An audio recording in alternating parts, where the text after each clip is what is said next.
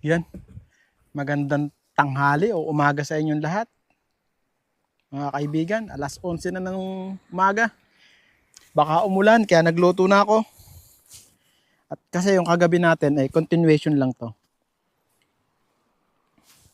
Yung kagabi kasi madilim eh. Ngayon, maliwanag na. Kitang-kita nyo na kung gaano kasarap tong aking almusal tanghalian hapunan na to. Fishball, unang kagat.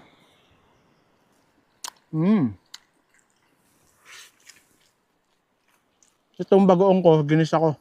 Sarap. No? Ganyo? Ginisa ko sa kamatis.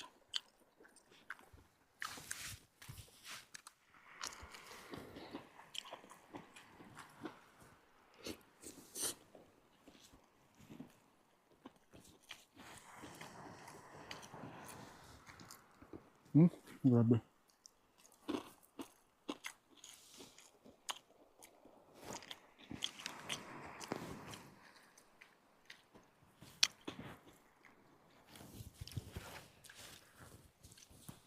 Napakasarap talaga. Kain tayo.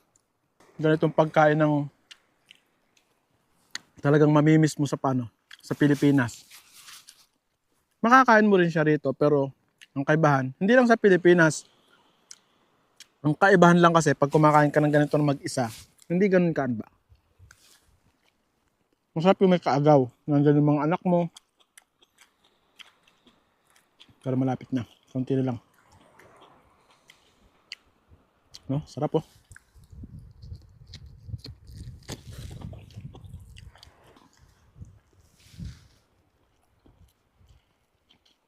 Patapusin mo na kumain.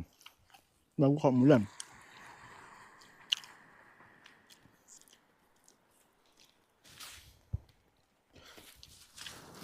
Tingin nyo kahit naulan, tutuloy natin to. Pwede mong iulam yung bagoong eh.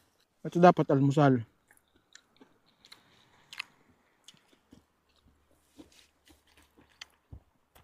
Kaya lang, yun yan, masamang panahon. Baka umulan na naman. Lutuin na natin lahat ngayon. Kainin na natin lahat ngayon.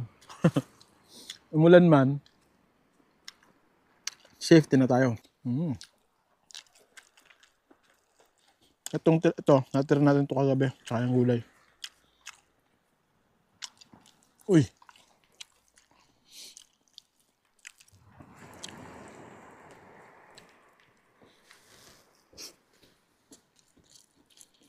Diba? Kanina sobrang init ng